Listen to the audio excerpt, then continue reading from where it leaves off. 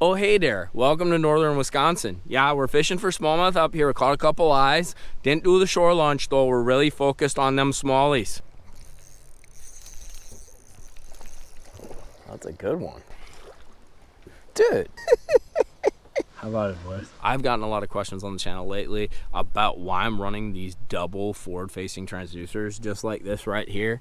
And also, why the hell do you have 3 graphs? Like that's a lot of graphage going on. You've probably seen a lot of the pros doing it. In this video, I'm going to tell you why and show you and explain to you a couple different functions of why the 2 transducers come together to tell you a lot more about what you're fishing in 2 totally different ways. Okay, let's put this thing out right here. The primary concept behind this is the horizontal transducer, the scout mode for Lowrance, is for things that go like this. Horizontal, across the bottom.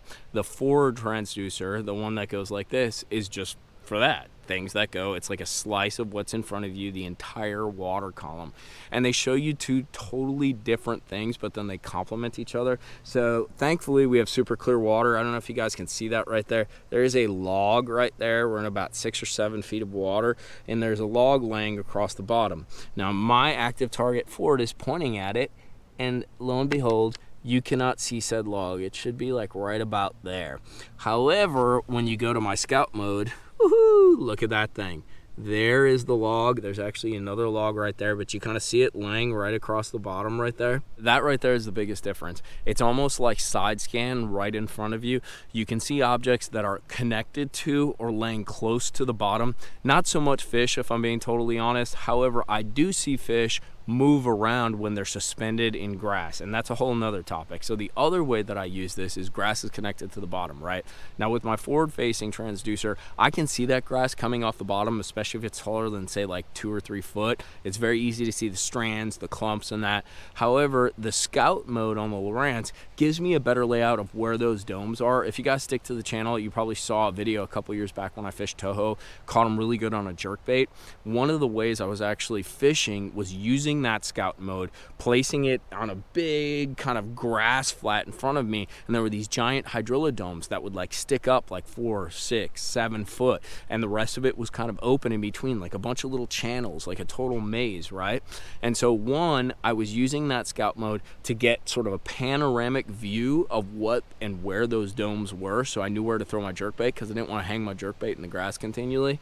The other thing, and this is kind of one of the exceptions with seeing fish using scout mode, is if you keep it in the same direction for like, I don't know, 30 seconds, 15 seconds, you get a pretty crisp image, and you can see fish moving about if they are suspended. So you can actually use it to, I use it to identify active grass beds. If I roll up to a grass bed that's say 4 to 6, 3 to 6 foot, I can put, like, place it on there, maybe power pole down if I'm that shallow, and sort of watch that grass bed and see if I see movement. I'm not so much using it to fish those targets. I can throw in that direction because you can kind of assume, you know, that's straight, that's right, that's left, so you can make casts using it. However, when I'm making casts, this is really what I'm using. I have that C-stick, that little yellow stick, that pointer, and that without a doubt helps me make very accurate casts. Can you see how this is kind of coming together? You have that broad sort of perspective, I think it's called on a Garmin scout mode, that it's like 140 degrees. It's not a full 360, it's not 180, but it gives you kind of a broad perspective so you can identify some objects, some things that are connected to the bottom around, and then you can use that forward mode, that forward facing transducer, to really identify where exactly is that object. Are there fish on it? You know, that's a big thing. And then what place are they at in the water column, which obviously leads to how you're gonna fish for them. So a couple more nuanced things that I actually do with this scout mode, and the reason I have the double transducer. Obviously I fish Gunnersville normally a lot. There's a ton of grass out there, and what this scout mode allows me to do is there's a lot of like turns and contours, and you know, you'll be going down the lake and using your navionics to say on what you call like a grass line or a break, and you lose it. Maybe navionics is off, maybe you kind of drifted the boat wrong.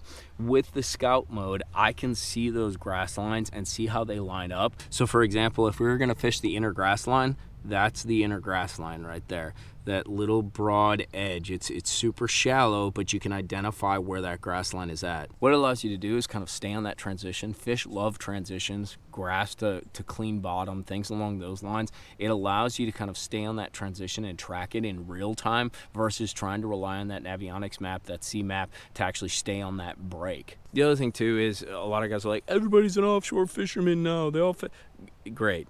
So one of the things that I've been doing that I haven't really talked a lot about that's a little bit sneaky is active target, both forward and that scout mode are super effective in shallow water. I've caught fish in 2 to 3 feet of water, 2 to 4 feet of water, using my forward facing my vertical.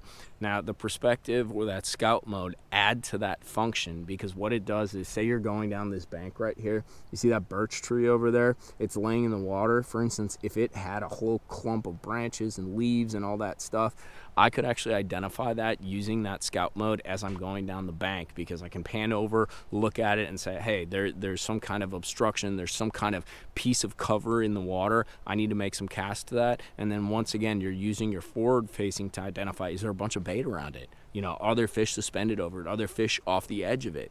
And you can identify how deep it actually goes. One last thing, and this comes with a caveat. So the scout mode, and that's this guy right here, that 140-degree kind of look. And I don't know if it's the same on perspective with Garmin. It's really more so a shallow water tool. So what I mean by that is it works best and cleanest in probably 15, 12 foot or less. It is not for ultra deep water. The Lowrance does come, there's 2 brackets. Let me show them to you real quick. So you can see there's a little bracket right there that I have attached. This is the shallow water bracket. It has a very gentle angle going down to the transducer. It does come with a deep water bracket. I had that originally attached on my boat. It does not work very well. So deep water function of a horizontal or scout mode transducer, not so hot. With that being said, there's an exception to every rule. So it's fall, bait balls are showing up as we move into winter. Targeting them can be key to catching some of those giant bass. One thing that I have noticed with the scout mode is I'm able to see sort of conglomerations of bait balls.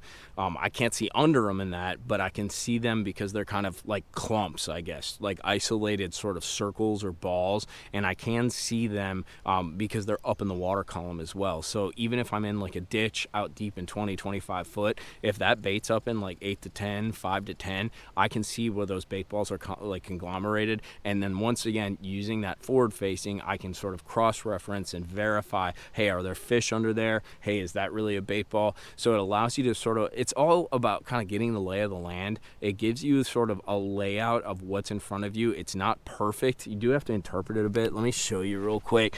So like turning, you know, the image, especially when I'm stable, I'm power pole down right now, is pretty decent, but not like perfect. There's still some interpretation and a little bit of chatter. My settings that I run, I keep it maybe 70 to 80 feet out. I don't go any further than that. Noise rejection is off, and that is why there's kind of like a bit of chatter. I turn the contrast way up.